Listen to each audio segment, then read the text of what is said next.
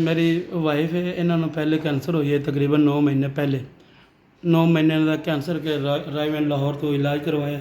उस तो बाद इन्हों के गुर्दे खराब हो गए कि मैं गरीब आदमी हाँ, छोटे छोटे बच्चे हैं, मैंने मजदूरी करना। मैं लोगों मस्जिद में लोगों को चंदा इकट्ठा कर मैं अपनी वाइफ ने लैके थे, मेरे को पैसे नहीं है ना अपनी वाइफ दे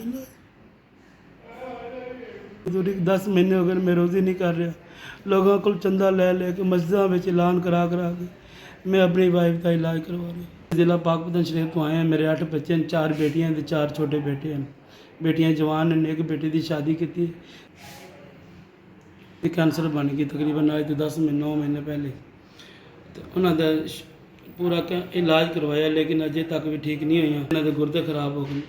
ਹੁਣ ਗੁਰਦਿਆਂ ਵਾਸਤੇ ਮੇਰੇ ਕੋਲ ਇਤਨੀ ਹਿੰਮਤ नहीं है ਤਾਂ ਇਹਨਾਂ ਦਾ ਮੈਂ ਇਲਾਜ ਕਰਵਾ ਸਕਾਂ।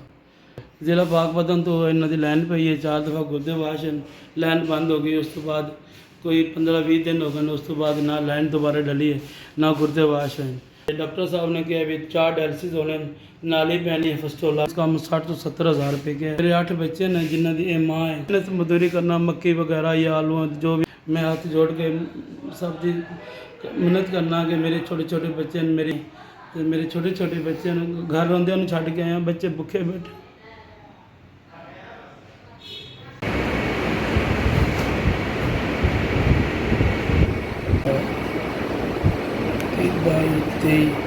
पच्ची हज़ार रुपये बड़े इदारे की बहुत मेहरबानी। तुसी मेरी 25 हज़ार रुपये की मदद की मेरी बेगम के इलाज वास्ते शुरू हो गए। अल्लाह आपको मदद करे, अल्लाह पाक और सबब ला देगा। थोड़े इदारे की बहुत बड़ी मेहरबानी, बहुत बहुत शुक्रिया। अल्लाह पाक थोड़े इदारे को आबाद रखे। मेरे औखे टाइम से मेरी 25 हज़ार रुपये की मदद की। मेरे को तो 10 रुपये भी नहीं थी, बड़ी मुश्किल कराया पा के थे। थोड़े इदारे की मेहरबानी जिन्हें मेरे तो 25 हज़ार रुपये दस ऐसे इदारे का बहुत शुक्रिया।